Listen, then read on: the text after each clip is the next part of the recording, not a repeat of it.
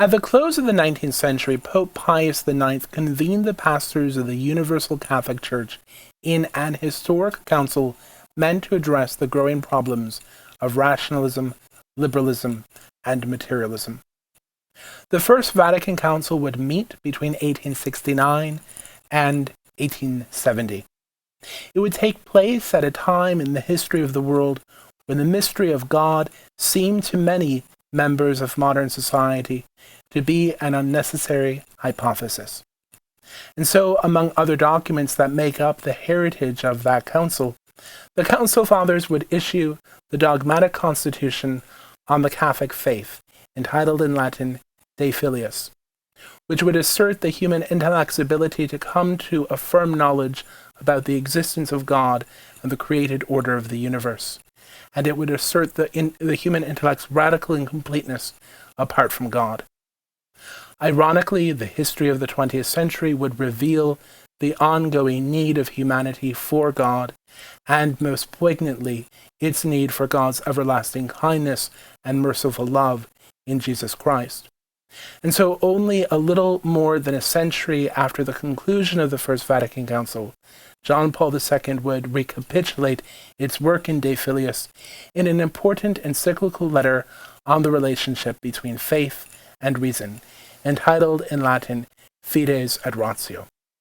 He would teach that all authentically human culture is oriented toward the recognition and affirmation of truth, beauty, and goodness.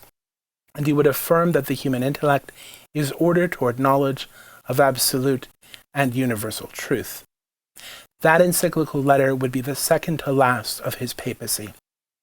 In the opening paragraph of that document, John Paul II noted, with the pen of a poet, that faith and reason are like two wings on which the human spirit rises to the contemplation of truth.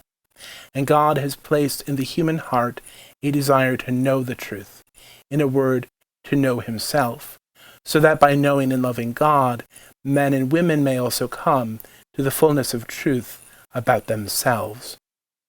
Nonetheless, the human history reveals that it always remains true on account of man's fall from grace, his entrance into a state of original sin, that human intellect, even while ordered toward knowledge of the truth, remains dim, and man himself cannot restore himself to a state of friendship with God.